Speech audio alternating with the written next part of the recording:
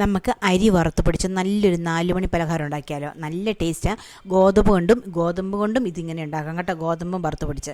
അപ്പോൾ നല്ലൊരു പാൻ എടുക്കുക. പാൻ നന്നായി ചൂടായതിന് ശേഷം ആ ഒരു കപ്പ് അരി, നമ്മൾ ചോറ് വെക്കുന്ന അരിയാണ് കേട്ടോ, അരി ഇടുക. അത് നന്നായിട്ട് ചൂടായി അത് വറുത്ത് ഇങ്ങനെ നന്നായിട്ട് വരണം, നല്ല മലര് കണക്കിന്. അതിന് ശേഷമാണ് നമുക്കത് എടുക്കേണ്ടത് കേട്ടോ. അപ്പോൾ ഇത് കണ്ടോ, ഇത് നന്നായിട്ട് മലര് കണക്ക് വന്നു. ഒരു ചെറുതായിട്ടൊന്ന് ചൂടാറിയാൽ മതി. ഒത്തിരി ചൂടാറിയാൽ പൊടിഞ്ഞു വരാൻ പാടായിരിക്കും. എന്നിട്ട് നമുക്കിതിനെ മിക്സി നന്നായിട്ട് പൊടിച്ചെടുത്തുകൊണ്ട് വരിക. ഒരു ബൗളിലേക്ക് ഇട്ട് കൊടുക്കുക കേട്ടോ. നമ്മൾ ഒരു കപ്പ് അരി ഇട്ടെങ്കിൽ 1.5 കപ്പ് തേങ്ങ വേണം ഇതിന്. പിന്നീട് നമ്മൾക്ക് മധുരം, ശർക്കരപ്പാനി, ഉരുക്കി വെച്ച ശർക്കരപ്പാനി ഇടുക. അത് ഓരോരുത്തരുടെയും മധുരത്തിനനുസരിച്ച് ഇട്ട് കൊടുത്താൽ മതി കേട്ടോ. മറ്റേ മധുരവും ഇട്ട് കൊടുത്ത് ശർക്കരയും ഇട്ട് കൊടുത്തതിന് ശേഷം നമുക്ക് നന്നായിട്ട് കൈകൊണ്ട് തന്നെ അത് ശരിക്കും മിക്സ് ചെയ്യണം. മിക്സ് ചെയ്തതിന് ശേഷം നമുക്ക് ചെറിയ ചെറിയ ബോൾസ് ആക്കി എടുക്കാം കേട്ടോ. അപ്പോൾ ഞങ്ങളുടെ വീഡിയോ കാണുന്നവർ ഞങ്ങളെ സബ്സ്ക്രൈബ് ചെയ്തിട്ടില്ലെങ്കിൽ ഞങ്ങളെ ഒന്ന് സബ്സ്ക്രൈബ് ചെയ്യണം, ലൈക്ക് ചെയ്യണം, ഷെയർ ചെയ്യണം കേട്ടോ.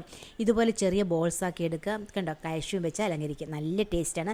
നിങ്ങൾ മസ്റ്റായിട്ട് ട്രൈ ചെയ്ത് നോക്കുക കേട്ടോ. പണ്ടത്തെ അമ്മച്ചിമാരെല്ലാം ഉണ്ടാക്കുന്നൊരു പലഹാരം ഇത്. എല്ലാവരും ട്രൈ ചെയ്ത് നോക്കുക.